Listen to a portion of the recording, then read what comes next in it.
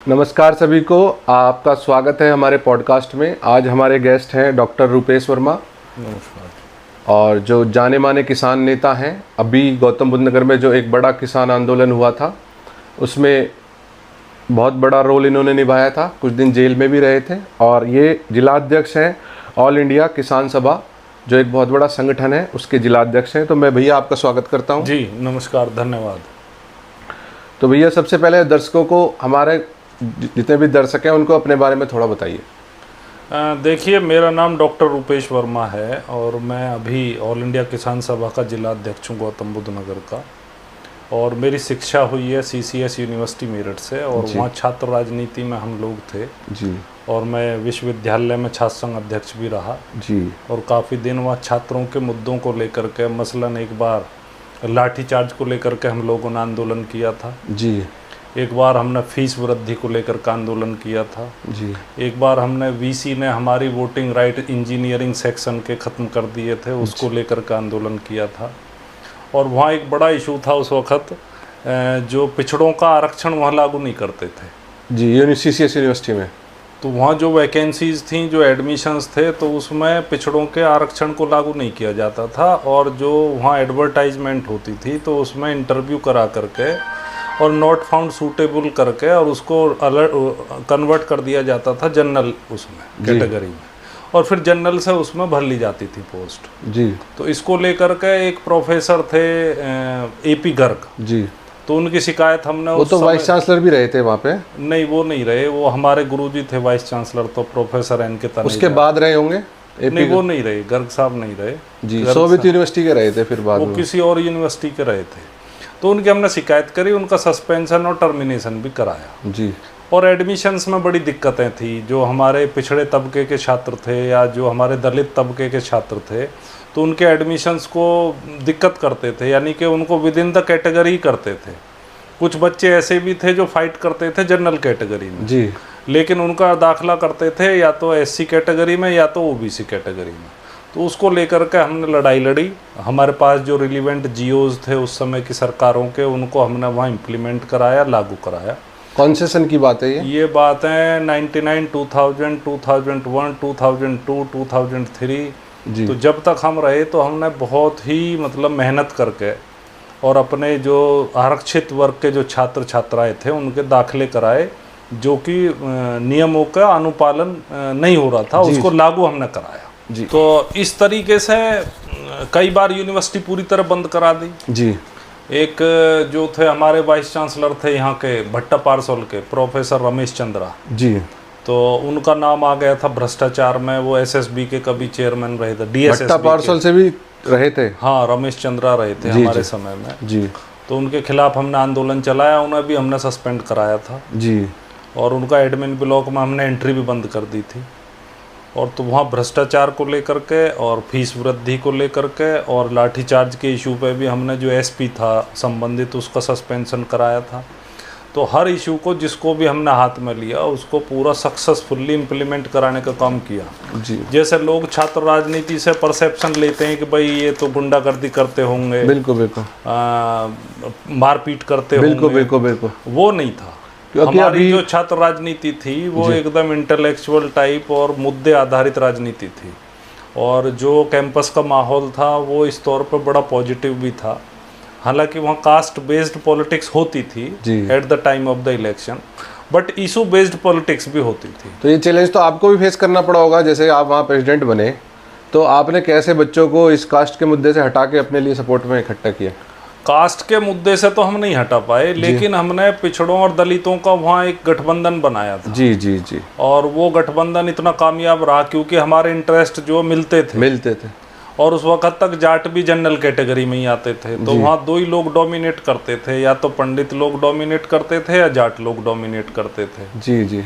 तो उसमें फिर हमने जो गठबंधन बनाया दलितों का और पिछड़ों का, वो बड़ा कामयाब रहा जी। उसके बाद फिर वो लगातार कई लोग उस गठबंधन की वजह से जीते भी, और उसका मुख्य मकसद था आरक्षण को नियुक्तियों में भी और दाखिलों में भी लागू कराना जी। तो इस तौर पे हम बड़े कामयाब रहे। जहाँ तक एजुटेशन का सवाल था तो उसमें फिर सभी तरह के लोग, चाहे वो पंडित थे, चाहे गुर्जर थे, चाहे जाट थे, चाहे दलित थे, सभी हिस्सा लेते थे। और वहाँ बिल्कुल इस तरह की लीडरशिप थी कि यदि कोई आंदोलन है तो वो मतलब मेरे ही नेतृत्व में वहाँ होता था जी। और मैं उसे पूरी शिद्दत के साथ, पूरी मेहनत के साथ उसके नतीजे तक लेकर के जाता था। उससे पहले उसे मैं छोड़ता नहीं था और किसी के साथ उस संबंध में कोई समझौता भी हम लोग नहीं करते थे। एक CCS यूनिवर्सिटी का प्रेसिडेंट होना अपने आप में बहुत बड़ी बात है। और खाली इतना ही नहीं था कि वहाँ कोई अध्यक्ष बन गए तो अध्यक्ष तो हमसे पहले भी बने, हमसे बाद में भी बने, लेकिन जिस तरह की राजनीति हमने वहाँ करी और जिस तरह की परंपराएं वहाँ विकसित की, एक हमने नई परंपरा विकसित की कि वहाँ हम इलेक्शन में प्रेसिडेंशियल डिबेट कराते थे। ग्रेट। तो जितने भी प्रेसिडेंट पद के उम्मीदवार थे उन सबको इलेक्शन से 2-3 दिन पहले बुला करके और सभी छात्र छात्राओं के सामने बिठा करके डिबेट होती थी। जी जी। और एजिटेशन का तो ये माहौल था कि एक बार लड़कियों के हॉस्टल में उन्होंने उनके आवर्स कट कर दिए कि आप इतने समय से इतने समय तक जाओगी और इतने समय से इतने समय तक नहीं जाओगी। बिल्कुल बिल्कुल। तो हमने उनका एजिटेशन चलाया बहुत तगड़ा और 2 ही दिन में वो कामयाब हो गया। ग्रेट। तो मतलब बात तो बहुत सारी है उस संबंध में, बट कुछ छोटी छोटी मोटी मोटी बात मैंने आपको बताई है जिसमें 2 बातें प्रमुख हैं। एक तो लोगों में जो वहाँ छात्र छात्रा थे उनमें इश्यूज़ को लेकर के कॉन्शियसनेस पैदा करना, उन इश्यूज़ को लेकर के हम पत्रिका भी निकालते थे। ओह। उसके अलावा वहाँ हमने डेमोक्रेटिक जो ट्रेडिशन है वो भी बनाया जी। और वहाँ जो पिछड़े दलित हैं उनका गठबंधन भी बनाया और इशू बेस्ड पॉलिटिक्स को आगे बढ़ाने का काम हमने वहाँ पर किया। तो ये पत्रिका लिखना और ये सब चीज़ें उस स्टूडेंट लाइफ में ये आइडियाज़ आपको कहाँ से आए? क्योंकि जनरली स्टूडेंट लाइफ में मैं भी गौतम बुद्ध यूनिवर्सिटी में रहा, एमटेक में, कुछ मुद्दे जो आप बता रहे हैं मैं कनेक्ट कर पा रहा हूँ। हम भी वहाँ खाने को लेके और ये टाइमिंग वाला इशू ये हर यूनिवर्सिटी में रहता है और इनको हटवाना भी बहुत मुश्किल काम है, प्रशासन से लड़ना और CCS यूनिवर्सिटी का प्रशासन। तो ये आइडियाज़ पत्रिका लिखना, डिबेट करवाना, ये कहाँ से आए आपके? वहाँ बहुत सारे ग्रुप थे, जैसे लेफ्ट के भी स्टूडेंट फ्रंट थे, राइट के भी स्टूडेंट फ्रंट थे जी जी। तो ऐसा नहीं था, वो पहले से ही उस तरह के कुछ विचार और ट्रेडिशन वहाँ पे थे जी। हमने क्या किया कि उसको आगे बढ़ाने का काम किया, उस पर मजबूती से उस फ्रंट पर काम किया। क्योंकि लोग जो आ रहे थे वहाँ आते हैं अभी भी, तो वो ज़्यादातर ग्रामीण बैकग्राउंड के भी थे, कुछ शहरी बैकग्राउंड के भी थे, तो डाइवर्स बैकग्राउंड के लोग वहाँ थे। तो उसी बैकग्राउंड के हिसाब से अलग अलग तरीके से अपनी अपनी सोच लेकर के लोग आते थे जी। तो उन सोच के साथ काम करना, उस डाइवर्स इंटरेस्ट को एक साथ लेकर के आना, कभी कॉमन प्लेटफॉर्म पे भी आते थे, कभी डाइवर्स प्लेटफॉर्म पे भी जाते थे। जैसे आरक्षण के मसले पे जो जनरल कैटेगरी के छात्र छात्राएं थे तो वो हमसे अलग हो जाते थे। फीस वृद्धि के मसले पे हमारे साथ आ जाते थे, लाठीचार्ज के मुद्दे पे साथ आ जाते थे, लेकिन जहां आरक्षण का सवाल रहता था वहां फिर हमारे खिलाफ चले जाते थे। तो एक हेल्दी डेमोक्रेटिक एनवायरनमेंट था जिसे कहते हैं। बिल्कुल। और फिर CCS यूनिवर्सिटी के बाद उसमें लेकिन सबसे खास बात यही थी कि हमने वहाँ एक जो है ना रेपुटेशन कमाई जी जी। और वो इस तरह की रेपुटेशन थी कि भाई ये जो बंदा है ये बिल्कुल ईमानदारी से मुद्दे को उठाता है और उसे अंत तक लेकर के जाता है और इसका जाति बिरादरी से ज़्यादा लेना देना नहीं है, ये सामाजिक न्याय का भी पक्षधर है जी। और ये लोकतंत्र का भी पक्षधर है, इसलिए सबने आपको सपोर्ट किया जी। तो जो आपका ये संगठन है इसके बारे में थोड़ा बताइए, जिसके आप जिला अध्यक्ष हैं। ये असल में यूनियन तो बहुत सारी है, लेकिन हमने ऑल इंडिया किसान सभा को ही चुना जी। और इसकी खास वजह ये रही कि इसकी पहली बात तो स्थापना हुई थी 1936 में, जब कांग्रेस का लखनऊ अधिवेशन था। उसमें जयप्रकाश नारायण, राम मनोहर लोहिया, आचार्य नरेंद्र देव, पंडित जवाहरलाल नेहरू और श्रद्धानंद सरस्वती, जो किसानों के उस जमाने के सबसे माने हुए लीडर थे जी, जो जमींदारी प्रथा के खिलाफ बहुत तगड़ा आंदोलन बिहार और पूर्वी उत्तर प्रदेश में चलाए हुए थे जी जी। तो ये इन्होंने कॉन्स्टिट्यूट की थी अंग्रेज सरकार के खिलाफ और जमींदारी उन्मूलन के लिए किसानों का संगठित करने के लिए जी। कि भाई कांग्रेस तो आंदोलन कर रही थी स्वतंत्रता आंदोलन का जी जी, लेकिन कहीं कहीं वो किसानों के मुद्दों को लेकर के कम फोकस हो जा रहा था। बिल्कुल बिल्कुल। और ज़्यादातर कांग्रेस के संगठन में भी और राजनीति में भी जो जमींदार थे वो ज़्यादा डोमिनेंट थे जी।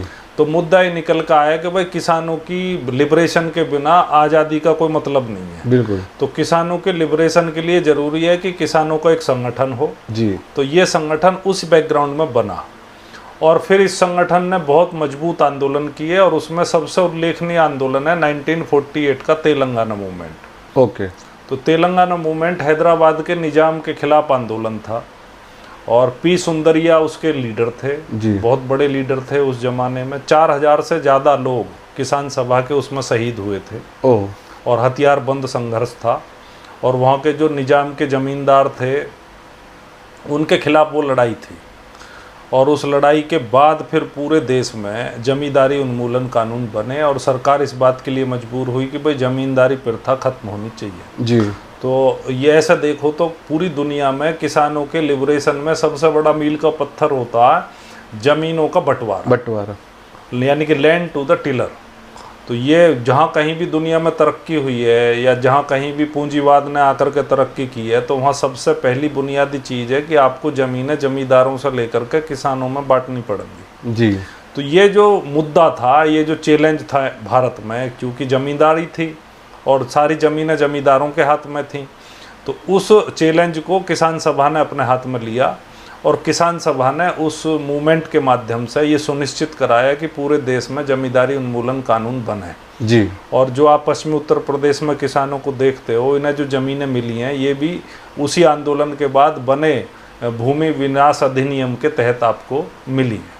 तो किसान सभा का इस तौर पर देखोगे तो ये बहुत गौरवशाली इतिहास है। तो आज़ादी के बाद ये कानून बना है 1948 में। हाँ। तो ये मूवमेंट हुई थी और 50s में ये सारे कानून संविधान आने के बाद बने, पूरे देश में बने, कहीं पहले बने कहीं बाद में बने, लेकिन बने जी। और ये एक बड़ा अचीवमेंट हिंदुस्तान के पूरे किसान मूवमेंट में किसान सभा का रहा जी। और आज भी किसान सभा की जो मेंबरशिप है वो 1.5 करोड़ है जी। इस तौर पे मेंबरशिप के तौर पे देखोगे तो ये देश का सबसे बड़ा संगठन है। हाँ, इसकी उपस्थिति पश्चिमी उत्तर प्रदेश में कम है, लेकिन राजस्थान से हमारे जो एमपी हैं अमरा राम अभी चुन कर आए हैं, किसान सभा के ही हैं। और केरला में आपके, बंगाल में आपके, आंध्रा में आपके, राजस्थान में आपके, इसमें तमिलनाडु में बहुत मजबूत उपस्थिति किसान सभा की। और महाराष्ट्र में जी अभी जो हमारे राष्ट्रीय अध्यक्ष हैं अशोक धावले, पीछे उन्होंने बहुत बड़ा लॉन्ग मार्च वाला मूवमेंट किया था और 1.5 लाख से ज़्यादा किसान सड़क पर आया था जी। उसकी फ़ोटो भी आप जब इंटरनेट जी बिल्कुल किसान सभा लॉन्ग मार्च, तो हम पॉडकास्ट में भी डाल देंगे उनको। हाँ तो you can see that. Okay. तो वो और ऐसे ही 5 लाख की एक रैली हमने करी थी 2018 में 5 सितंबर को जी। 2018 या 2019 की बात है, एक बार उस पर आप देखोगे तो पूरा दिल्ली जो दिखेगी आपको कि हाँ किसान सभा दिल्ली में हुआ था। ये दिल्ली जो आपका है ना 12 खंबा रोड, पूरा जंतर मंतर, पूरा रामलीला मैदान सब भरा हुआ था। ग्रेट। तो ये अच्छा, जो मैं शुरू में कह रहा था कि जो संगठन है यही क्यों चुना जी, तो इसके पीछे इसके संगठन करने का तरीका जो हमें आकर्षित करता था। और ये बात खासकर जब हम अपने किसान सभा की मीटिंग चलाते हैं या किसी गांव में जाकर के मीटिंग करते हैं तो वहाँ हम ये बात ज़रूर बताते हैं लोगों को, क्योंकि उन्हें ये पता चलना चाहिए कि भाई ये किस किस्म के लोग हैं, इनकी सोच क्या है, इनका विज़न क्या है और इनका संगठन करने का तरीका क्या है। बिल्कुल। मसलन जैसे किसान यूनियन टिकैत है, तो वो टिकैत साहब जो है तय करेंगे कि भाई स्टेट के प्रेसिडेंट कौन होंगे, बिल्कुल। फिर वो तय करेंगे कि जिले के अध्यक्ष कौन होंगे। तो हमारे यहाँ ऐसा नहीं है, हमारे यहाँ उल्टा है। तो हमारे यहाँ पहले सबसे पहली चीज़ है, जैसे हम मान लिया आपके गांव में जाएंगे तो हमारी पहली चीज़ होगी कि भाई पहले आप अपने गांव में 50 मिनिमम की सदस्यता करोगे। और वो 50 लोग जब आप सदस्यता करोगे तो उनका एक मीटिंग बुलाई जाएगी, सम्मेलन बुलाया जाएगा और उस मीटिंग में अध्यक्ष, उपाध्यक्ष, सचिव, कोषाध्यक्ष, लोगों की मर्जी से, हाँ, यानी कि democratically they will decide who will be the president, who will be the treasurer, who will be the vice president. तो इस तरीके से संगठन वहाँ बन गया। फिर पूरे जिले की जो कमेटीज हैं उनके डेलीगेट जाएंगे जिले में, तो उनकी एक कॉन्फ्रेंस होएगी। कॉन्फ्रेंस मैक्सिमम 3 साल में तो एक बार आपको करनी है, 3 से ज़्यादा आप नहीं ले जा सकते उसको। बाप की आपकी मर्जी, आप 2 साल में भी कर सकते हो, 1 साल में भी कर सकते हो। और मेंबरशिप भी आपको हर साल करनी है। ओके। रिन्यूअल करना, हो सकता है कुछ मेंबर आपको ड्रॉप करने पड़े, हो सकता है कुछ आपके नए मेंबर बने। फिर आपकी जिले की कमेटी बनेगी, ऐसी स्टेट की बनेगी और ऐसे ही ये पिरामिड लाइक स्ट्रक्चर है। That you will elect your committee at the village level, then you will elect your committee at the district level, then you will elect your committee at the state level और like wise you will elect your committee at national level. ऐसा मैंने कांग्रेस के कुछ चुनावों में देखा है, शायद जैसे उनका युवा का स्टेट प्रेसिडेंट चुना जाना है तो वो कुछ मेंबर्स ही वोट करते हैं, वही प्रेसिडेंट जीतता है जो वोट ज़्यादा पाता है। हाँ, और राहुल गांधी ने उसको डेमोक्रेटाइज करने की कोशिश की है। जी जी। लेकिन मोर एंड लेस जो कांग्रेस का स्ट्रक्चर है, जी, बीजेपी भी पहले ये करती थी, अब छोड़ दिया बीजेपी ने। तो ज्यादातर पार्टियां इसी तरह बनती हुई आई थी, लेकिन वो धीरे धीरे वो पार्टियां फिर उसी सिस्टम में बदल जाती हैं, ऊपर से नीचे की तरफ चल जाती हैं। हाँ। और लीडरशिप सेंट्रलाइज हो जाती है। लेकिन इसमें एक एक्सेप्शन है किसान सभा, और पार्टियों में इसमें एक एक्सेप्शन है कम्युनिस्ट पार्टी, जो इस क्योंकि कम्युनिस्ट पार्टी 1925 में बनी थी जी। तो केवल इंडिया में कम्युनिस्ट पार्टी ऐसी है या किसान सभा ऐसी है संगठन के तौर पर जो इसमें रूट डेमोक्रेटिसी में संगठन में विश्वास करती है और उसे लागू करती है। जी जी। जैसा कहेंगे तो सब साहब हम डेमोक्रेटिक हैं, लेकिन उनके संगठन में डेमोक्रेसी आपको दिखेगी नहीं। जैसा हमारे राष्ट्रीय अध्यक्ष अशोक धावले हैं, तो उन्होंने हमें नहीं बनाया डिस्ट्रिक्ट प्रेसिडेंट बनाया हमें यहाँ के लोग, यहाँ के जो मेंबर हैं उन्होंने बनाया। उससे एक बेनिफिट ये भी आपको हो रहा है कि जब आप 50 गांव में एक बना रहे मेंबर, तो संगठन फैल रहा है ऑटोमेटिक। अगर आपको डायरेक्ट वो जिला अध्यक्ष बना देंगे तो गौतम बुद्ध नगर में फिर लोग ही नहीं जुड़ेंगे आपसे। नहीं, ऐसा तो आप देखोगे यहाँ 50-55 यूनियन है, तो उसमें आप देखोगे राष्ट्रीय अध्यक्ष भी है, प्रदेश अध्यक्ष भी है, जिले का अध्यक्ष भी है, वो सारे एक ही गाड़ी में आ जाते हैं। तो जमीनी तौर पर यदि आप संगठन बनाओगे तो आपको फिर ऐसे ही बनाना पड़ेगा, और नहीं तो अपने स्वयंभू तो कुछ भी बन सकते हो। 50-55 संगठन होना भी बहुत एक मतलब कि इस तरह की बात है कि सबने अपने संगठन बना रखे हैं, इसका मतलब यही है। हाँ, मतलब without any vision, without any organisational structure, you can declare yourself as the national president where is your presence not in a single village. हाँ। तो ये है। तो आप गौतम बुद्ध नगर से आते हैं, और मैं दर्शक, वैसे आप तो एक सब लोग आपको जानते ही हैं, फिर भी जो नए दर्शक हैं मैं उनके लिए पूछना चाहूँगा कि आप थोड़ा सा बताएं कि आपका गांव कौन सा है। मेरा गांव यही है साधुपुर। बहजी का जो गांव है बादलपुर, बिल्कुल उससे लगा हुआ on GT road, Dadri Ghaziabad जो रोड है जीटी रोड, उसी के ऊपर है। जी जी। आप संगठन के बाद नेक्स्ट मुद्दे पे आते हैं हम किसानों के मुद्दे पे, क्योंकि आप किसान नेता हैं और किसानों के लिए आप बहुत संघर्ष भी कर रहे हैं लंबे समय से। और अभी जो एक बड़ा आंदोलन आपने किया गौतम बुद्ध नगर के चीज़ों के लिए, तो किसानों की क्या समस्याएं हैं राष्ट्रीय स्तर पर, प्रदेश स्तर पर और गौतम बुद्ध नगर स्तर पर, उसके बारे में थोड़ा बताइए। देखो, जैसे मैंने पहले आपको बताया था, मैं राष्ट्रीय स्तर से शुरू करता हूँ। जी जी। हिंदुस्तान में किसानों की शुरू में तो समस्या थी जमीनों के बंटवारे। फिर समस्या आई कि भाई इसमें पैदाइश कैसे बढ़े। जी जी। तो पैदा बढ़ी। फिर समस्या आई कि भाई इसको जो है इसका उचित दाम कैसे मिले। जी जी। तो उचित दाम की समस्या हमेशा कृषि के क्षेत्र में रही है, वो हर देश में रही है, वो हिंदुस्तान में भी रही है। एमएसपी वाली। तो फिर एमएसपी के माध्यम से भी केवल 6% किसान हिंदुस्तान के लाभान्वित होते हैं। बाकी जो फसलें बोई जाती हैं उनके किसानों की जो फसलें हैं वो मार्केट रेट के हिसाब से, जो कि बहुत कम होता है और जिसमें कि ज़्यादातर जो मुनाफा वो बिचौलिए ही खा जाते हैं। तो वो एक बड़ी प्रॉब्लम है। तो कोई भी सरकार हो दुनिया में बिना सरकारी मदद के, बिना सब्सिडी के, और चूंकि किसानी का मतलब केवल किसानी नहीं है, किसानी का मतलब है देश की आज़ादी, देश की संप्रभुता। जी। कि यदि आपका कोई देश अनाज पैदा नहीं कर पाएगा, चावल पैदा नहीं कर पाएगा, खाद्यान्न पैदा नहीं कर पाएगा, तो वो आज़ाद भी नहीं रह पाएगा, क्योंकि उसकी निर्भरता फिर उन बड़े देशों के ऊपर हो जाएगी, जैसा कि 60 के दशक में हुआ था। PL 480 स्कीम चलती थी अमेरिका की। जी। और हिंदुस्तान में अनाज की कमी थी, और अमेरिका से आयात करने के लिए शर्तें लगती थी कि भाई आप आयात करोगे तो हमसे फर्टिलाइजर भी लेओगे, हमसे आप बीज भी लेओगे, हमसे आप हथियार भी लेओगे, हमसे आप फलाने इंजीनियरिंग का सामान भी लेओगे। तो वो बड़ी अपमानजनक शर्तें होती थी। तभी लाल बहादुर शास्त्री जी ने नारा दिया था, जय जवान जय किसान। यानी कि जय जवान का संदर्भ तो इस रूप में लिया था कि भाई सीमाओं की सुरक्षा करनी है। जी। पाकिस्तान के साथ टेंशन चल रही थी। जी। और जय किसान का नारा इसलिए लिया था कि खाद्यान्न की कमी थी। जी जी। तो दोनों ही फ्रंट पर जीत हासिल हुई। भारत ने अपनी आज़ादी को सीमाओं की सुरक्षा करके भी बचाया। जी। और प्लस अपनी आज़ादी को अनाज और खाद्यान्न का उत्पादन में बढ़ोतरी करके, जिसे हम ग्रीन रेवोल्यूशन कहते हैं, वो बढ़ाया। तो वो किसानों का एक बहुत बड़ा योगदान हिंदुस्तान की आज़ादी को कायम करने में रहा। बिल्कुल। हिंदुस्तान की आज़ादी की लड़ाई में भी रहा और आज़ादी को कायम करने में भी किसानों का योगदान रहा। और ये प्रॉब्लम आज भी है, क्योंकि भारत में किसानी एक जीविका का मुख्य साधन है। 70% लोग गांव में रहते हैं। बिल्कुल जी। तो उनको जब तक उनकी फसल का आप उचित दाम नहीं दोगे, लागत से कम मूल्य पे केवल किसान का माल बिकता है। जी जी। यानी कि जो दूध आप पैदा कर रहे हो उसकी लागत तो आ रही है 100 रुपये, और वो आपको बेचना पड़ रहा 50 रुपये में या 40 रुपये में।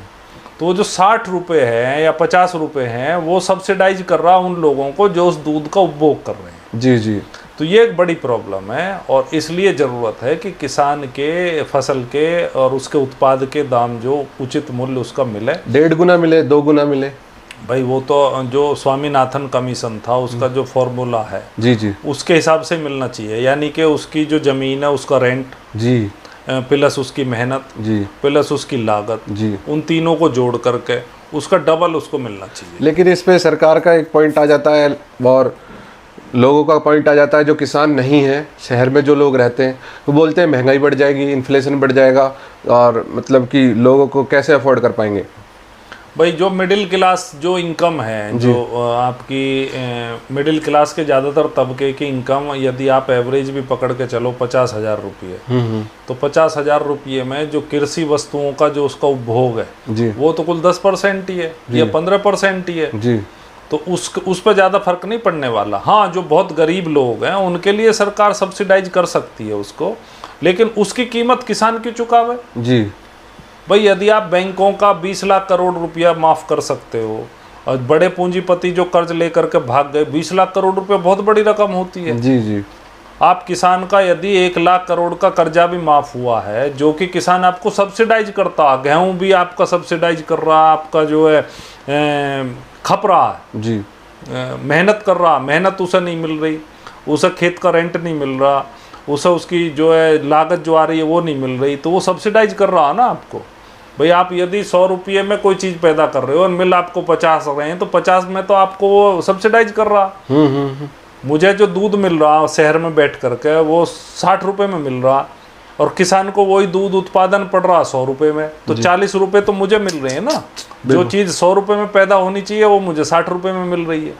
तो ये किसान के साथ जाती है, और किसान के साथ ये इस तरह से कह सकते हैं उसको परसेप्शन बनाया गया।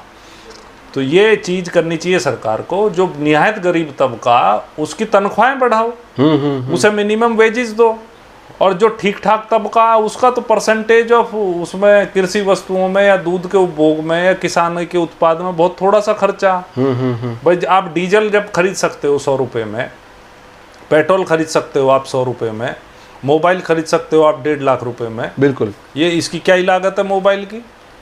ये एक एक कंपनी जो कई ट्रिलियन डॉलर की कंपनी बन गई है, तो ऐसे ही थोड़े बन गई है जी। भाई कोई 3,000 की चीज़, 4,000 की चीज़, 5,000 की चीज़ आपको 1.5 लाख रुपए में बेची जा रही है, तभी तो बन गई। हाँ, जो महंगे से महंगा फोन 10-15 हज़ार में बन के 1.5 लाख का बिकता है। तो केवल किसान ही क्यों सब्सिडाइज करे? तो इसमें यही मुद्दा है कि किसान अपनी फसल का रेट डिसाइड नहीं कर पाता, और उसे उसकी फसल का दाम नहीं मिलता, चूंकि मार्केट कंडीशन उसकी ऐसी है, क्योंकि वो मार्केट को कंट्रोल नहीं कर सकता। और जो मार्केट को कंट्रोल करते हैं वही उसके मुनाफे खा जाते हैं। बिल्कुल। अभी आप सब्जी मंडी में सुबह के समय चले जाओ जी, तो हो सकता है तरबूज आपको 4 रुपये में मिल जाए, 5 रुपये में मिल जाए, आलू आपको 2 रुपये में मिल जाए, टमाटर आपको 1 रुपये में मिल जाए। आपके होश उड़ जाएंगे वहाँ जब भाव देखोगे। फर्स्ट टाइम जो कभी भी यदि किसान की हालत किसी को समझनी हो तो उसे थोक मंडी जाना चाहिए। बिल्कुल। और वहाँ उसे ये देखना चाहिए कि किस भाव पे किसान की फसल बिक रही है, और किसान को तो जल्दी से जल्दी बेचना है क्योंकि उसे पैसे की जरूरत है। और अभी आप रिटेलर के पास चले जाओ, जो छोटी से छोटी ठेली लगा रहा, छोटी से छोटी दुकान लगा रहा, तो वो जो है समझो कि 2-3 हज़ार रुपये, 4 हज़ार रुपये घर लेकर के जा रहा। हाँ। वो 5 रुपये के माल को 25 रुपये में बेच रहा, 30 रुपये में बेच रहा, 50 रुपये में बेच रहा।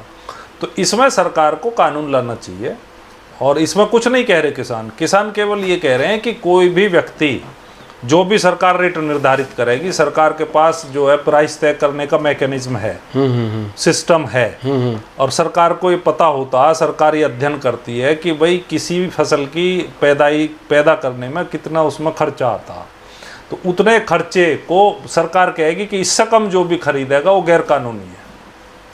इतनी सी बात करनी है। इसी की डिमांड जो हमारे तमाम संगठन राष्ट्रीय स्तर पर कर रहे हैं। कौन सी पार्टी ऐसी है जो सबसे अच्छा इन मुद्दों के लिए? मुझे तो लग रहा है कि सभी पार्टियों का इस पे एक ही स्टैंड है लगभग। मतलब किसान अगर हमारा है तो किसान वोट करके सरकार बदल सकता है, ज़्यादा किसान है वह तो इतना जागरूक नहीं है, खैर उसको वोट करना है। किसान के मुद्दे भी अलग है वोट करने के, वो भी अपने किसानी मुद्दे पे वोट नहीं कर रहा, वो दूसरे मुद्दों पे वोट कर रहा है।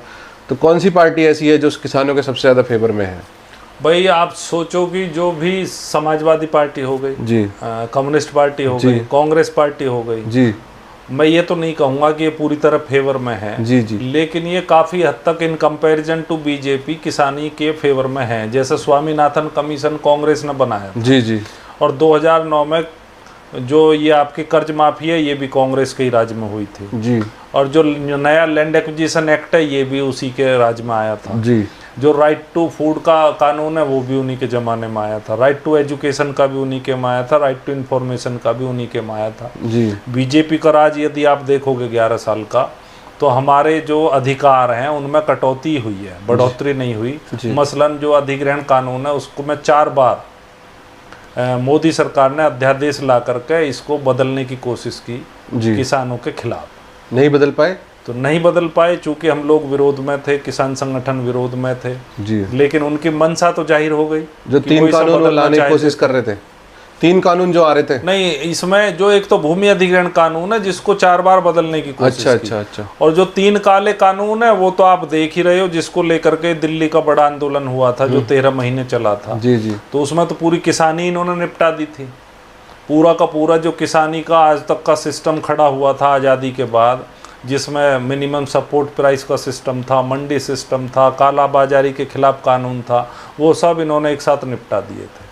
और मंडियां चली जा रही थी प्राइवेट हाथों में, और ग्रेजुअली ज़मीन भी चली जाती उसकी तरफ, कॉन्ट्रैक्ट खेती की तरफ जी। तो जो सपोर्ट सिस्टम था वो ख़त्म कर रही थी सरकार, और इसी वजह से किसान इसके खिलाफ थे कि हमारा जो पहली बात तो सपोर्ट सिस्टम नहीं है, अब जो भी है उसे भी आप डिसमेंटल करना चाहते हो, उसे भी आप ख़त्म करना चाहते हो। इसी वजह से लाखों किसान आए थे। तो लोग तो बीजेपी से इसलिए खुश हैं, उन्होंने 370 धारा हटा दी, उन्होंने वक्फ बोर्ड का बिल ले आए और उन्होंने जो राम मंदिर बना दिया, तो लोग तो देश के बहुत खुश लग रहे हैं बीजेपी से ना। लगता है ऐसा एक फेज आता है जी कि आप एक नकली दुश्मन खड़ा करते हो मुसलमान के रूप में, आज वो दुश्मन खड़ा किया जा रहा जी। तो मुसलमान तो दुश्मन नहीं है जी। अब केवल हिंदुस्तान में 10% लोग ऐसे हैं जिनकी आय केवल 25,000 रुपये है, और 80 करोड़ से ज़्यादा लोग ऐसे हैं जो राशन पर निर्भर हैं जी। और बड़ी संख्या में बेरोजगारी है, यानी कि ऐतिहासिक तौर पर देखें तो बेरोजगारी की दर अभी हिंदुस्तान में सबसे ज़्यादा, और पढ़े लिखे लोगों की बेरोजगारी सबसे ज़्यादा।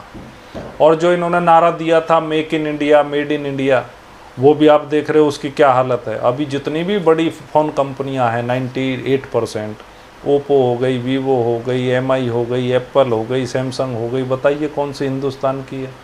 या तो चाइनीज़ कंपनी है, या कोरियर कंपनी है, या अमेरिकन कंपनी है। तो ये हर मोर्चे पर फेल हुए हैं। चाइना से यदि कंपैरिजन आप इनका करो तो आज मैन्युफैक्चरिंग में 25% पूरी दुनिया में सामान के उत्पादन में चाइना है जी। चाइना से तो अभी बहुत पीछे हम, अभी 2-3% आपका जो पूरी हिस्सेदारी है दुनिया के व्यापार में। तो उस तौर पर देखो तो आप अभी जो हालात कितने ख़राब हैं, और पिछले 11 साल में ये हालात और बदतर हुए हैं। मसलन किसानों के खिलाफ 3 कानून लेकर ये आए, जिसमें इनके मकसद था कि कुछ खास लोगों के लिए जो किसान का जो सिस्टम है, मंडी का जो सिस्टम है, उनके हाथ में दे दिया जाए जी। इसी तरह ये अभी 4 लेबल कोड लेकर के आए हैं, जिसमें पूरे करीब 36 जो श्रम कानून है उनको एक जगह करके और उन्हें इस तरीके से बनाया गया, क्योंकि अभी भी आप जाओगे फैक्ट्रियों में तो एक तो परमानेंट लेबर नहीं रखी जाती, एक उन्हें तनख्वाहें मिनिमम वेजेस नहीं दी जाती। आप देखोगे तो कोई पार्टी नहीं लड़ती, सिर्फ कम्युनिस्ट पार्टी के लोग या उनके संगठन के लोग उनके मुद्दों को लेकर के लड़ते हैं।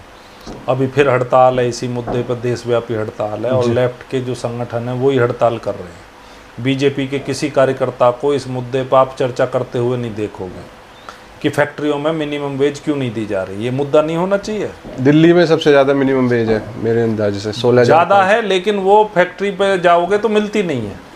जैसा आम आदमी पार्टी की सरकार आई थी तो उसने कुछ कोशिश करी थी, उसको लागू बढ़ाने की भी कोशिश की, लागू करने की भी कोशिश की, लेकिन अब फिर से बीजेपी आ गई है। और आप सूरजपुर के इंडस्ट्रियल एरिया में जाओगे तो जा करके कभी आप इंटरव्यू करना। मेरा तो आपको ये भी सुझाव है, एक आध दो मजदूर का भी आप पॉडकास्ट करो ना। मैं करूँगा बिल्कुल। आप उसके बारे में पूछो कि भाई तुम अपनी ज़िंदगी कैसे कैसे चलाते हो, इतने कम पैसे में। तुम आपको आश्चर्य होगा कि 10,000 में लोग जीवन जी रहे हैं। नहीं, हमारा बिल्कुल ये दिमाग में है कि ऐसा नहीं है पॉडकास्ट पे बहुत बड़े लोगों को, फेमस लोगों को ही लेके आए।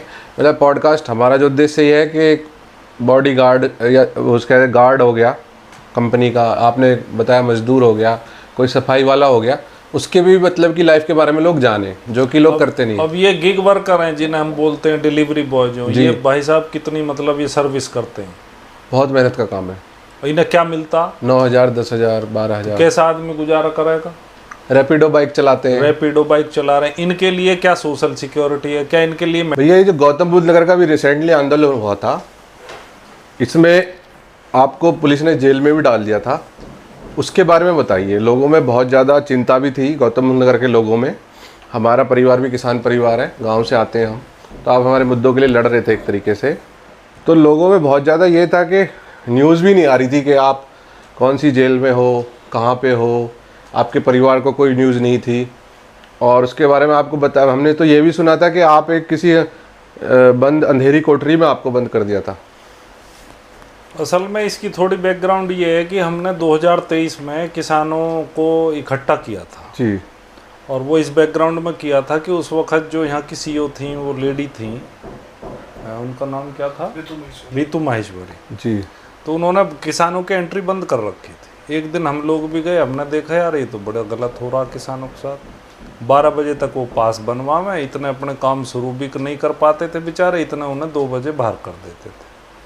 तो मन का यार एक तो काम नहीं हो रहा है और ऊपर से इनके साथ अपमानजनक स्थिति हो रही है। तो उस संदर्भ में हमारा टकराव हुआ। उस समय जो एसीओ थे वो जन सुनवाई में थे जी, उनके साथ हमारी बातचीत हुई। मैंने कि भाई ये आप बहुत गलत कर रहे हो, किसानों को सम्मान से पहले तो बिठाओ, उनके इश्यूज़ को पहले जो है एड्रेस करो। तो खैर हमने वो आंदोलन उस बैकग्राउंड में शुरू किया और 124 दिन आंदोलन चलाया और 6 जून को हम जेल भी गए। करीब 25 दिन हम जेल में रहे और बहुत बड़ा आंदोलन हुआ। लोगों ने फिर से आंदोलन जमा लिया 7 तारीख को जी, 7 जून 2023 को, और सभी 21 मुद्दों पर हमारा समझौता हुआ, जिसमें 10% प्लाट एक बड़ा मुद्दा था।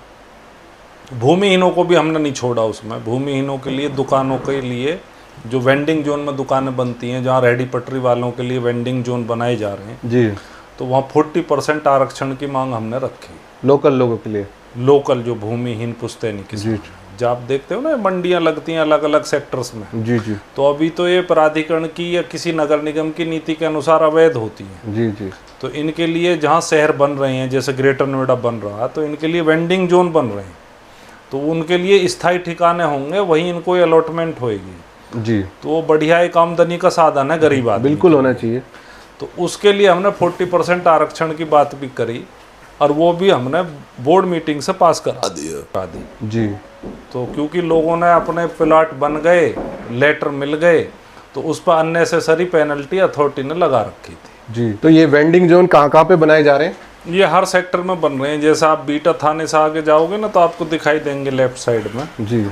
तो इस तरीके से बन रहे हैं। तो कभी इन्होंने इनकी बात किसी संगठन ने, किसी नेता ने नहीं उठाई, तो वो हमने चैलेंज लिया क्योंकि इतना आसान भी नहीं था। जी जी। तो उसमें भी हमने बोर्ड मीटिंग से ये फैसला कराया कि 40% उन्हें आरक्षण मिलेगा। जी जी।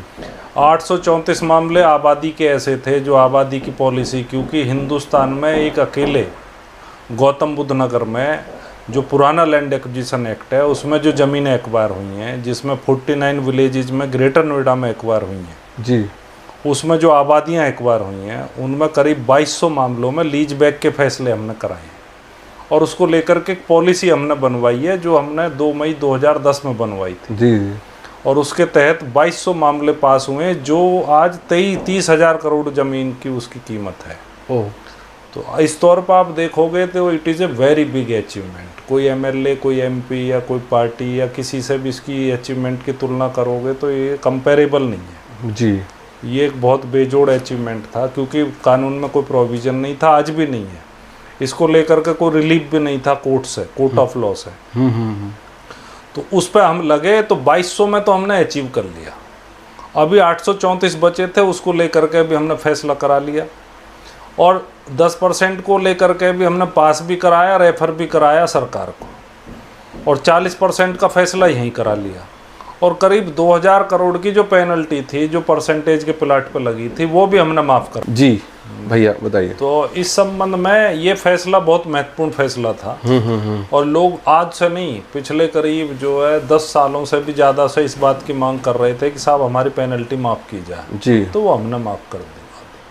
अभी भी नोएडा अथॉरिटी में आप जाओगे तो पास सिस्टम, हमने साला पास सिस्टम ही ख़त्म करा दिया, कोई पास नहीं। ग्रेटर नोएडा में कोई पास सिस्टम नहीं, पास सिस्टम ख़त्म।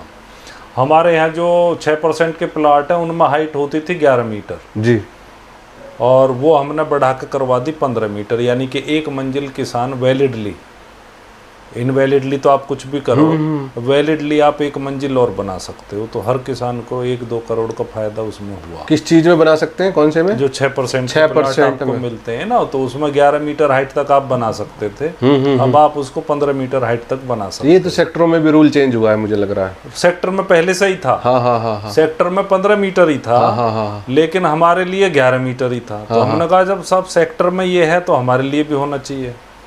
तो ये रोजगार के इशू पे करीब 55 लड़कों को हमने हायर में और कई कंपनियों में एम्प्लॉयड कराया इजनी के माध्यम से, अथॉरिटी के माध्यम से। तो इस तरीके से बड़े ठोस अचीवमेंट इस आंदोलन के रहे 2023 वाले। फिर 2 इम्पोर्टेंट इशू बच गए। एक तो नए कानून को लागू करने का इशू बच गया, एक 10% का इशू बच गया। इन इश्यूज को लेकर के फिर हमें आगे बढ़ना था। और जो अभी रिसेंटली आंदोलन हुआ, इससे पहले एक आंदोलन हमने और किया था, वो किया था फरवरी 2024 में जी। तो उसमें जो भारतीय किसान परिषद और ऑल इंडिया किसान सभा ने मिलकर के वो आंदोलन किया, दिल्ली कूच किया। और जैसा आपने अभी हाईलाइट देखी थी, यही हाईलाइट उस वक्त हुई थी जी। हमारे बहुत सारे लोग नज़रबंद किए गए, गिरफ्तार कर लिए गए, मुकदमे करे गए।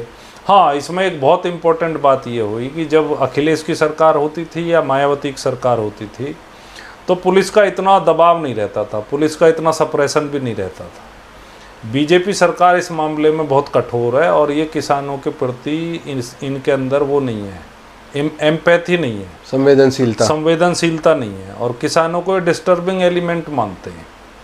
उनकी वाजिब मांगों पर देने के बजाय किसानों को दबाने की कोशिश करते हैं, और बहुत बुरे तरीके से किसानों को दबाने की कोशिश हुई।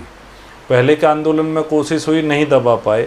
हालांकि हम लोगों के पास मुकदमे हुए हमारे ऊपर, अभी भी मुकदमे चल रहे हैं, केवल मेरे ऊपर ही 18 से ज़्यादा मुकदमे हैं।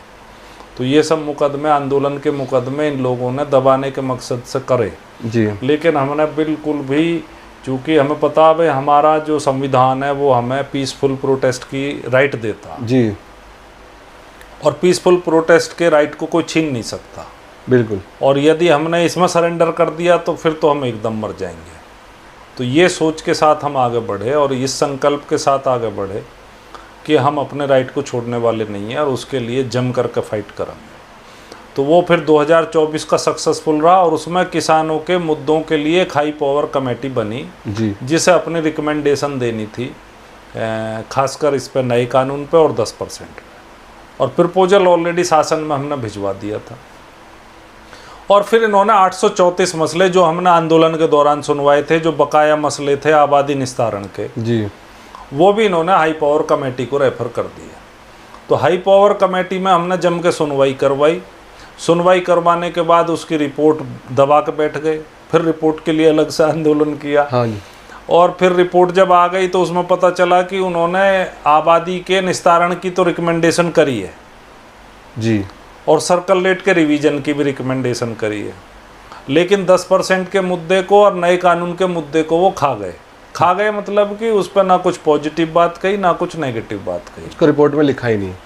तो इस तरीके से फिर हमने फैसला किया कि अब हमें आंदोलन में जाना चाहिए, और हमने करीब 10 संगठनों की बैठक बुला करके संगठन बनाए। उसमें हमने कुछ खास क्राइटेरिया रखे कि भाई कॉमन इश्यूज ये होंगे, हर संगठन में संख्या के आधार पर जो हमारी वर्किंग कमेटी होगी उसका प्रतिनिधित्व होएगा जी, और जो भी फैसले होंगे बहुमत से होंगे, और जो भी फैसले लेंगे वो यहाँ की लोकल लीडरशिप लेगी, न कि किसी की नेशनल लीडरशिप लेगी जी जी। और नेशनल लीडरशिप को हम अपनी बातचीत में बिठाएंगे भी नहीं, जो भी नेगोशिएशन होंगी टेबल के ऊपर वो हम लोगों की ही होंगी। इस सहमति के साथ, मिनिमम कॉमन प्रोग्राम के साथ, मिनिमम कंसेंट के साथ हम आगे बढ़े जी, और आंदोलन में गए जोरदार तरीके से।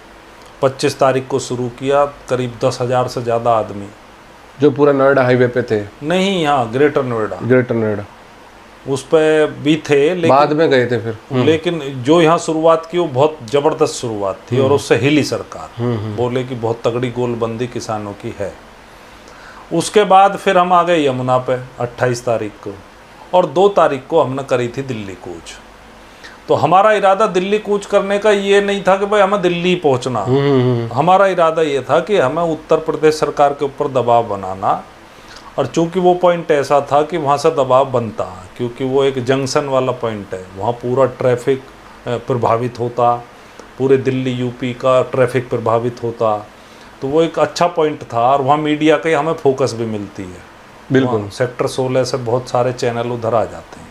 दबाव बन भी गया था दिल्ली तक बात, अगर दिल्ली में आप तो उन्होंने हमसे रिक्वेस्ट की, पहली बैरिकेड हम लोग पार कर गए, नेक्स्ट बैरिकेड पर उन्होंने रिक्वेस्ट की, साहब हम आपकी बात चीफ सेक्रेटरी से भी करा देंगे, चीफ मिनिस्टर से भी करा देंगे। बल्कि एक दिन पहले ये भी बात हो गई, 1 दिसंबर को सारे आला अधिकारी मौजूद थे कि भाई बताओ तुम्हें किससे बात करनी है। हमने कहा साहब पहले हमारी बातचीत कराओ चीफ सेक्रेटरी के लेवल पे, क्योंकि मुख्यमंत्री के लेवल पे यदि आप बातचीत कराओगे तो मुख्यमंत्री जो है हमारे मुद्दों को उस तरीके से अंडरस्टैंड नहीं कर पाएंगे। इसलिए लूप में चीफ सेक्रेटरी का आना जरूरी है, जिससे कि वे मुद्दे को पॉजिटिवली मुख्यमंत्री के सामने रख सकें। तो उस पर सहमति बनी, लेकिन अगले दिन 2 तारीख में उन्होंने कहा कि हम दोनों से आपकी बात कराएंगे और विदिन 1 वीक कराएंगे, और हमें उन्होंने जगह दे दी दलित प्रेरणा स्थल पर जी। तभी कोई पंजाब से भी लोग आ रहे थे एमएसपी के मुद्दे को लेकर दिल्ली बॉर्डर पे। फिर रात में पता नहीं इनकी क्या कहानी हुई कि सुबह इन्होंने हम लोगों को वहाँ से हटा दिया, ज़बरदस्ती लाठीचार्ज भी किया, ज़बरदस्ती भी की, गिरफ्तार भी किया और हमें ले आए जेल। कोई बात नहीं, हम जेल पहुँच गए। जेल पहुँचने के बाद जेल भी कुछ लोगों को लाए, कुछ को नहीं लाए। 145 लोगों को लाए और 10 संगठनों के लोग उसमें हम थे। कई किसी के कम थे, किसी के ज़्यादा थे। तो जेल में भी अगले ही दिन तक बात होती रही, लेकिन हमारी किसी की बात नहीं हुई, खासकर मेरी और खलीफा जी और सोरन प्रधान जी की कोई बात नहीं हुई। केवल एक चैनल खुला बातचीत का, वो खुला टिकैत जी के माध्यम से पवन खटाना जी का। जी जी। पवन खटाना पता नहीं क्या बात करते रहे। बहरहाल 4 बजे, क्योंकि अगले ही दिन लोगों ने यहाँ पे 0 पॉइंट पर बड़ी पंचायत ठोक दी और हज़ारों की संख्या में लोग इकट्ठे हो गए और प्रशासन ने दबाव में हमें छोड़ दिया जी। अब उस छोड़ने की क्या शर्तें थी वो हमें पता ही नहीं थी। अब हमें छोड़ दिया, हम यहाँ आ गए। पुलिस वाले बोले यहाँ से हटो, मन के हम तो यहाँ से नहीं हटेंगे, बल्कि हम तो उल्टा उधर जहाँ आपने हमें जगह दी थी, जहाँ से आपने हमें गलत तरीके से हटाया, वहीं जाएंगे। तो इनकी खुसर पुसर आपस में हुई है कि भाई ये तुमने क्या कही और इसने क्या कही, उसने क्या कही, भगवान जाने इनकी क्या बात हुई।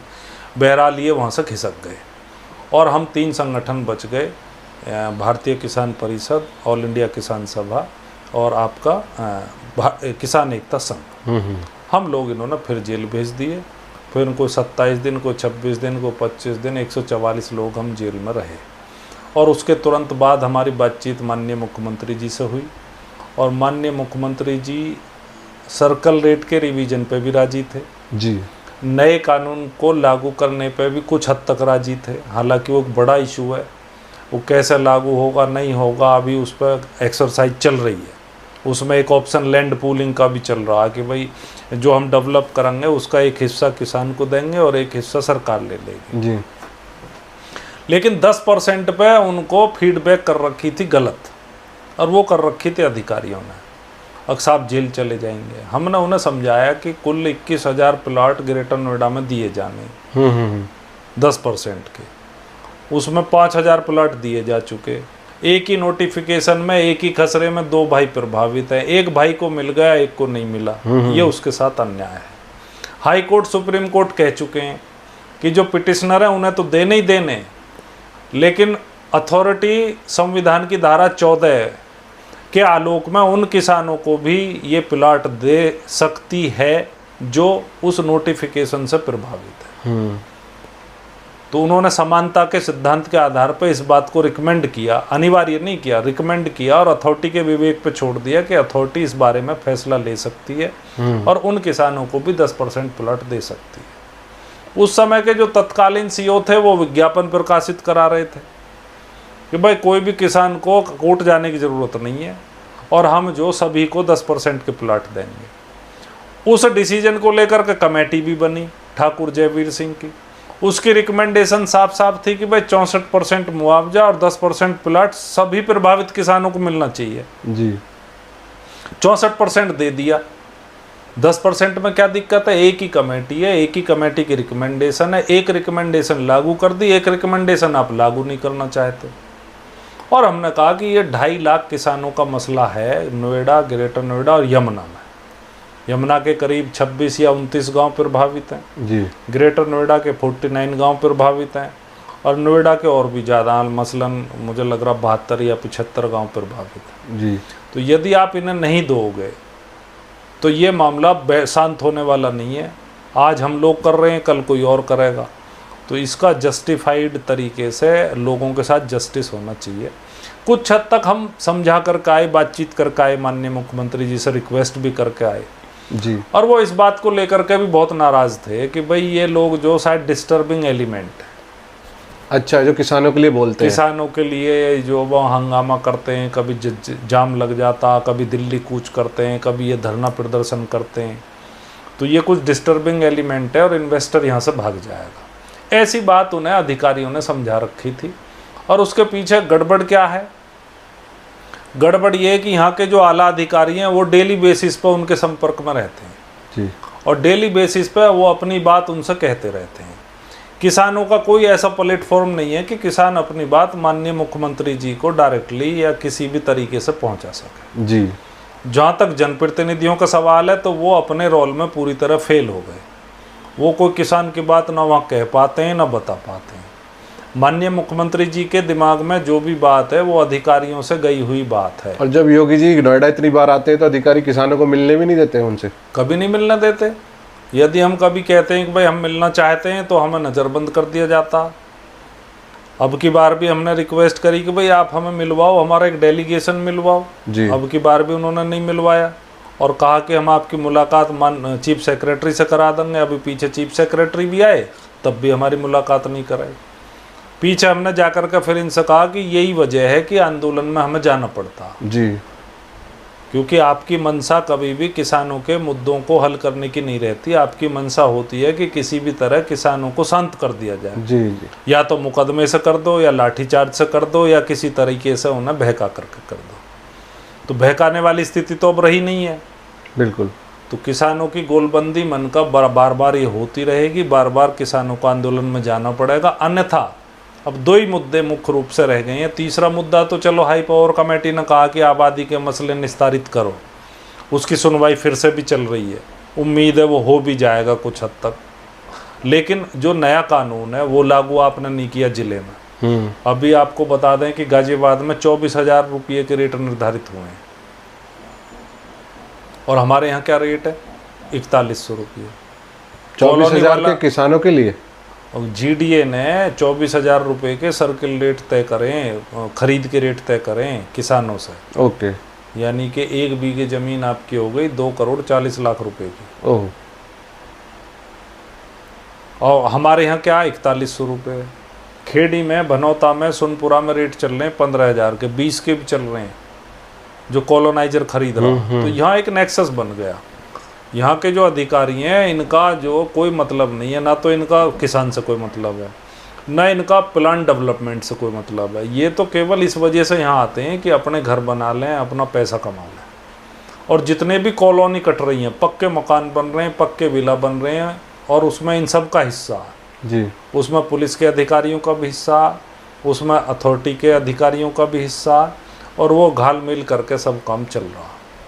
तो हमारा तो इसमें ना तो क्षेत्र का इसमें कोई फ़ायदा है, ना कोई प्लान डेवलपमेंट होने जा रहा है और किसानों की भी इसमें लूट हो रही है।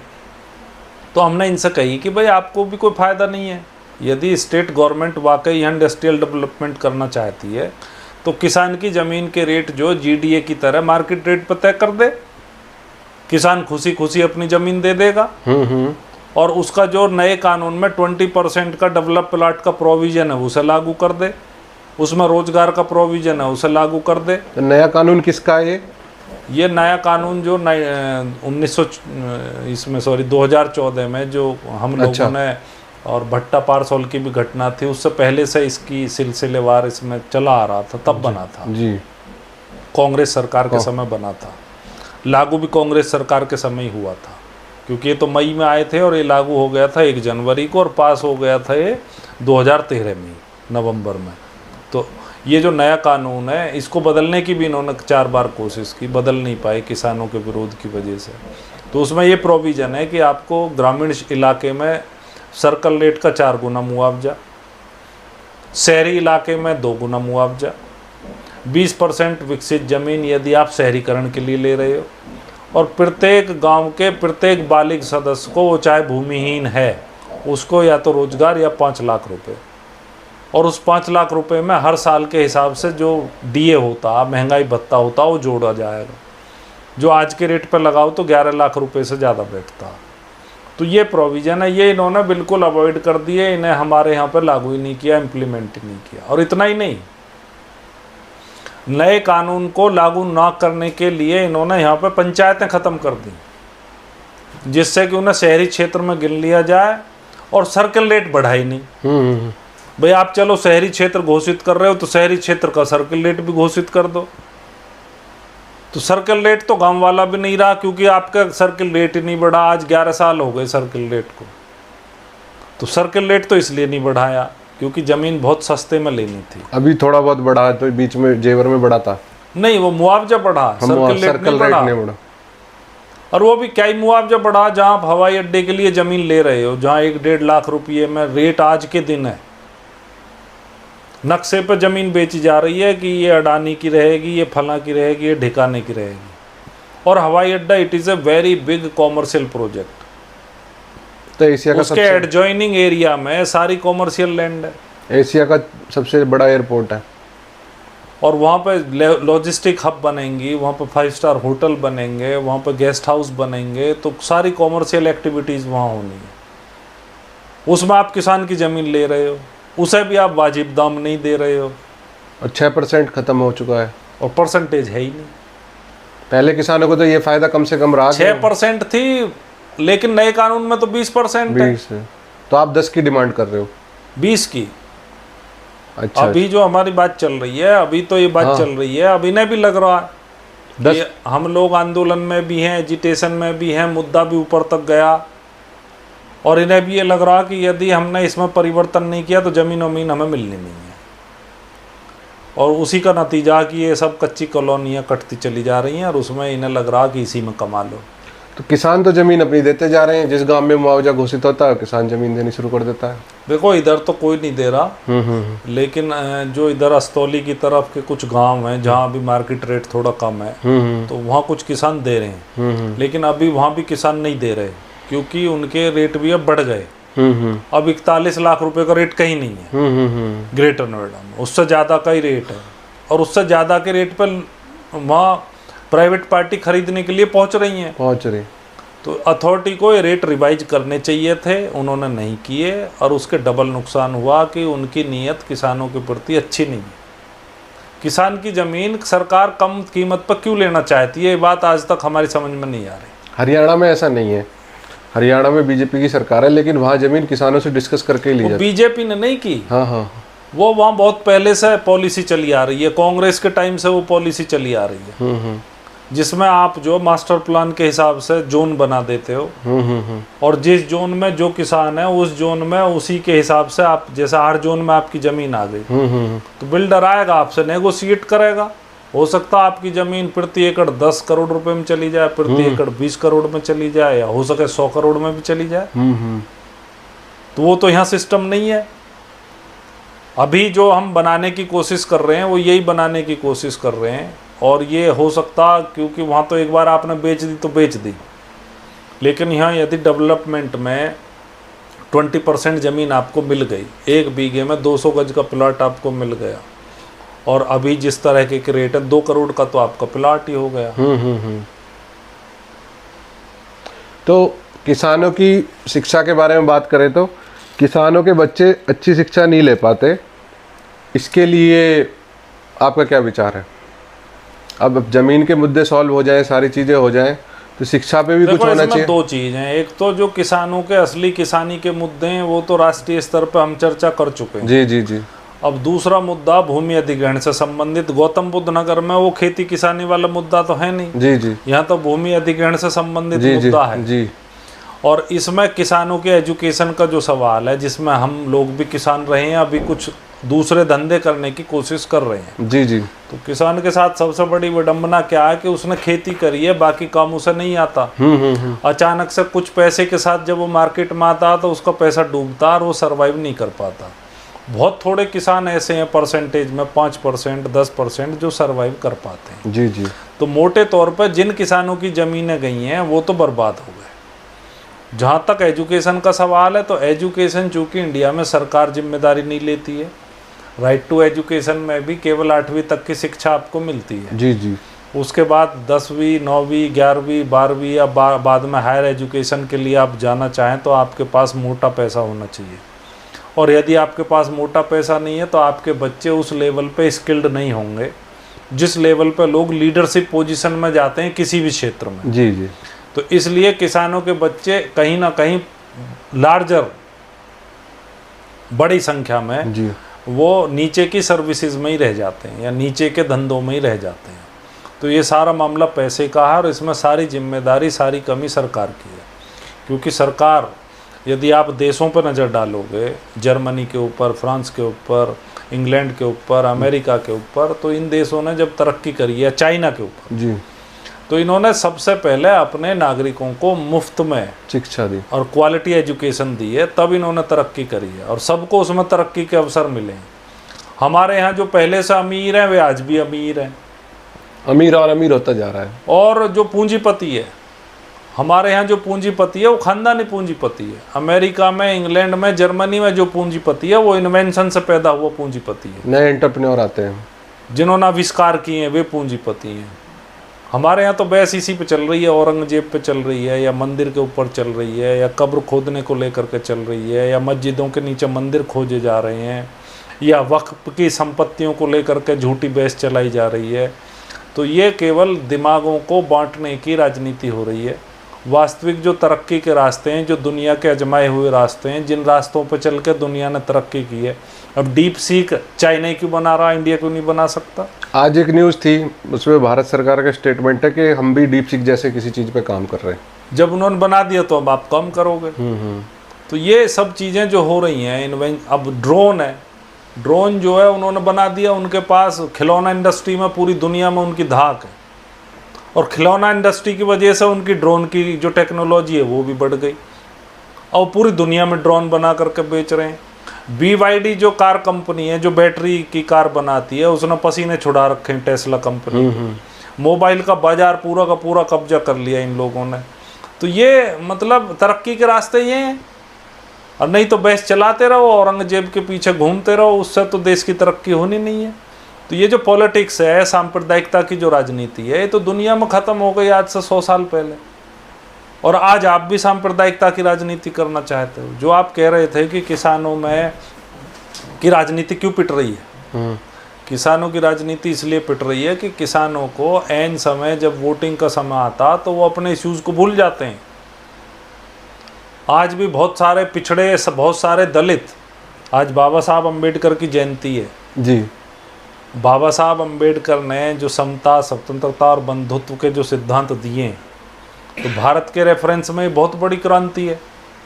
हमारे यहाँ जाति बिरादरी, जाति प्रथा क्या थी कि स्वर्ण थे, पिछड़े थे, दलित थे, जो दलित थे वो दलित थे। आज भी दलित जो दलित हैं उनके प्रति प्रिजुडिस है, पिछड़ों के प्रति प्रिजुडिस है। आज भी जुडिशरी में सब जो सारे जज जो हैं, इक्का दुक्का अपवाद को छोड़ दो तो सब अगड़े। तो कॉलेजियम सिस्टम की वजह से है ना, कॉलेजियम को तो सरकार भी कह रही है खत्म होना चाहिए। 150 से ज़्यादा, 150 केवल परिवार हैं जिनके बच्चे बच्ची जज बनते हैं। आज तक एक भी वो कैबिनेट सेक्रेटरी पिछड़ा दलित नहीं बना। हर पार्टी के ज़्यादातर जो है, एक आध पार्टी, 2 पार्टी छोड़ दो, तो ज़्यादातर पार्टियों के जो राष्ट्रीय अध्यक्ष हैं वो सब अगड़ी जाती हैं। वो तो इस मुद्दे को राहुल गांधी काफ़ी मजबूती से उठा रहे हैं अभी तो, कि सेक्रेटरी लेवल के कितने हैं बजट में। तो राहुल गांधी की भी तो सरकार रही थी, तब क्यों नहीं किया? उस समय थी। आप बच थोड़ी जाओगे, कांग्रेस ने तो बहुत लंबे समय तक राज किया। बिल्कुल बिल्कुल। तो आपने कौन सा न्याय कर दिया पिछड़ों के, दलितों के साथ? वो समस्या है राहुल गांधी के पीछे। कालेलकर कमेटी तो कांग्रेस के टाइम में ही बनी थी और कांग्रेस ने ही बनाई थी, तो उसकी रिपोर्ट आपने क्यों लागू नहीं करी? बहुत से प्रदेशों में कांग्रेस की सरकार है, वहाँ ये चीज़ें इम्प्लीमेंट नहीं है। मंडल कमीशन बना, जनता पार्टी ने बनाया, फिर कांग्रेस की सरकार आई, 89 में आकर के वो वीपी सिंह सरकार ने 90 में आकर के उसे लागू किया। आपने क्यों नहीं लागू किया?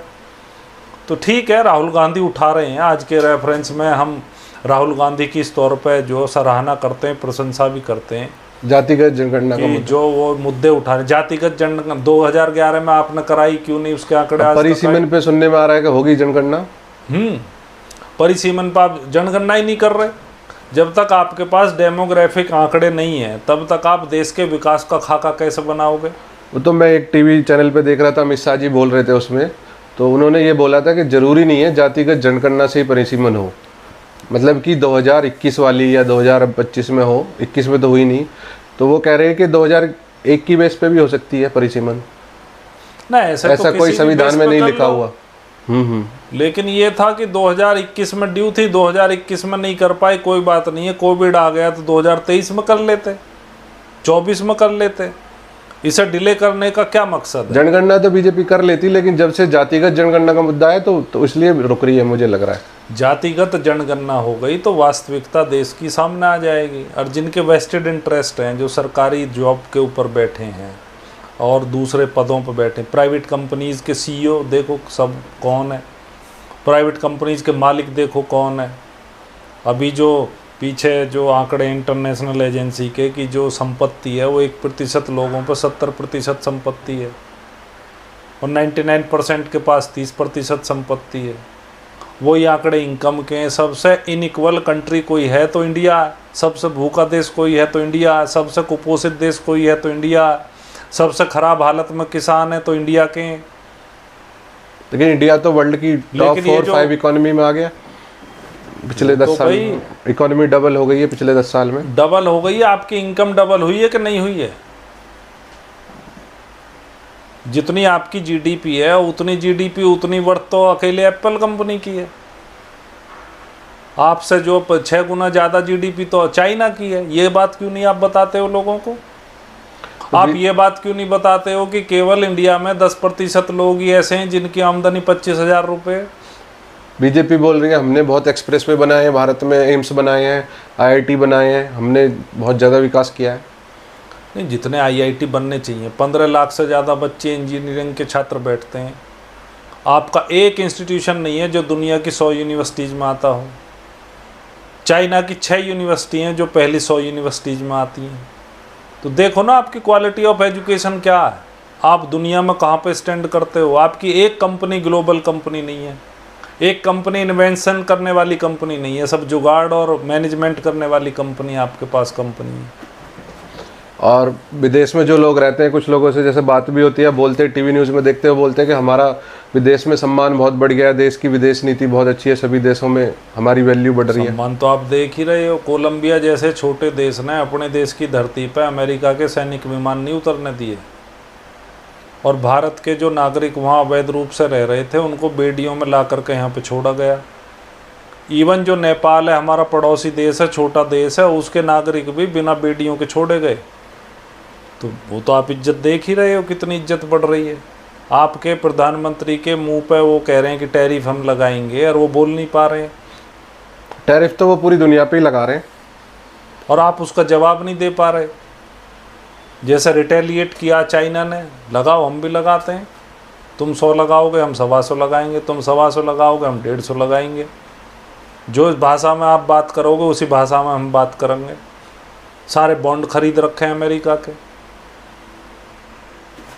तो मेरा कहने का मतलब ये है कि रीड आपके पास नहीं है। एक मैं शिक्षा में आपको बताना चाहूँगा कि आप किसानों के नेता हैं और गांवों में आपका जुड़ाव है, किसानों के मुद्दे उठाते हैं। किसानों के बच्चों के लिए हम आईआईटी, नीट, पीसीएस, आईएएस क्योंकि किसान का बच्चा, आपने बताया कि वो उस लेवल की शिक्षा नहीं ले पा रहा, गांव के में वो टीचर नहीं मिल पा रहे।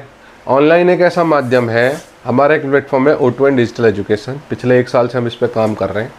मैं गौतम बुद्ध यूनिवर्सिटी में प्रोफेसर भी रहा हूँ, जयपुर यूनिवर्सिटी में प्रोफेसर रहा हूँ, बीटेक एमटेक मैंने किया है। किसान परिवार से मैं रहा हूँ, तो मैंने एक समस्या देखी, गांव के बच्चे वही 11वीं पास करो, 12वीं पास करो और या तो पुलिस में भर्ती हो जाओ या आर्मी में भर्ती हो जाओ, ये चल रहा है गांव में। लेकिन वो बच्चे 80% के हैं, 90% के हैं। आप भी गांव से हैं, मैं भी गांव से हूँ। हम किस्मत वाले हैं कि हमें मौका मिला, हम यूनिवर्सिटी गए, वहाँ से हमें लीडरशिप क्वालिटी मिली, दुनिया को देखने का नज़रिया मिला। तो अब उनको अपॉर्चुनिटी की बहुत कमी है। तो हम बहुत सारे ऐसे IAS जज और इन सबको भी अपने प्लेटफॉर्म पे बुला के पॉडकास्ट करते हैं, बच्चों तक पहुंचाते हैं कि आप भी IAS बन सकते हो, आप भी जज बन सकते हो। ये हमारा माध्यम है। तो इस डिजिटल प्लेटफॉर्म के माध्यम से हम चाह रहे हैं कि एक तो आपका सादापुर गांव हो गया, और आपके जिन गांवों में प्रेजेंस है वहाँ पे आपका संगठन उन किसानों को हमसे जोड़े, उनके बच्चों को हम मुफ्त में शिक्षा देंगे। मुफ्त का मतलब हमने रखी फ़ीस नहीं है, वैसे हमारी फ़ीस 100 रुपये महीना हमने रखी है, एक टीचर्स की टीम है 40 की।